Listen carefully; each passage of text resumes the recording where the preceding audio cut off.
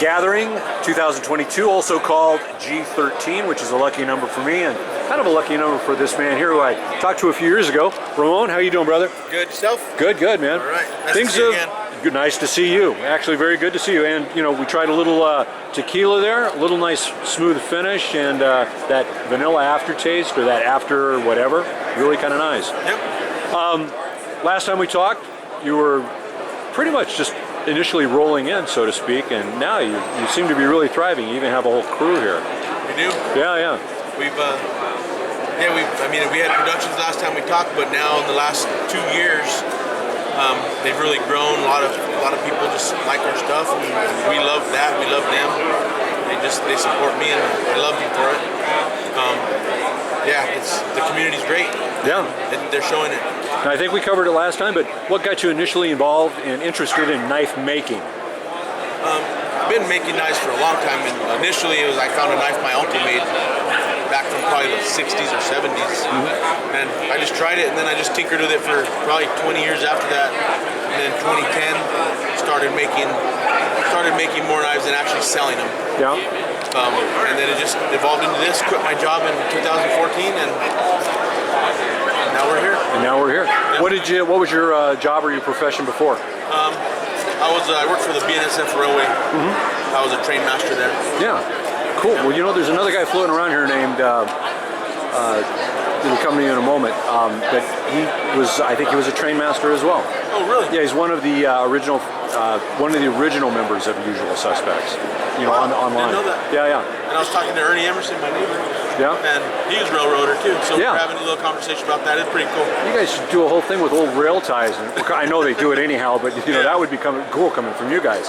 So we've been making knives for a while. I just said we like I'm part of the team. But you are. There you go, brother.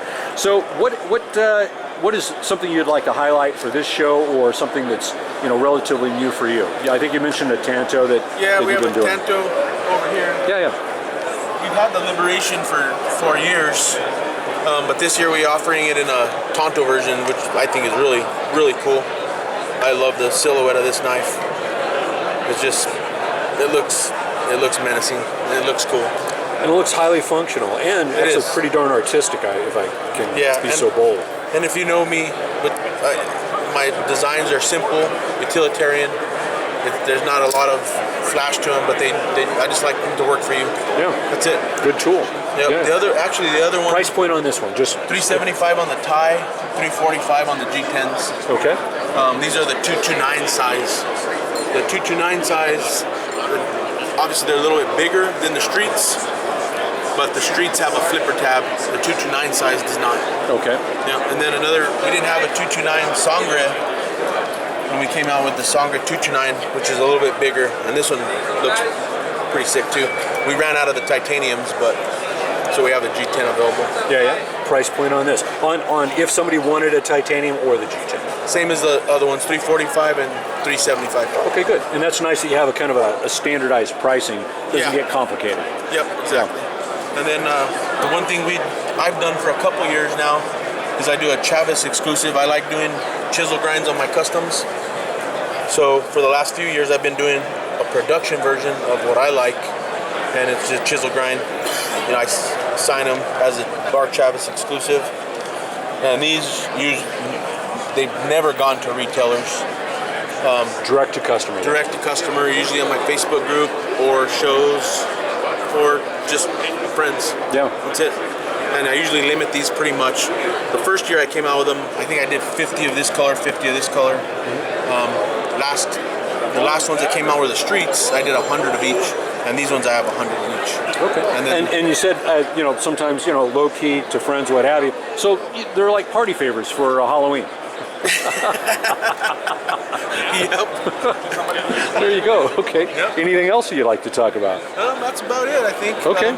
I don't know if you've seen this, and a few people have seen it around, but a lot of people know my Chub.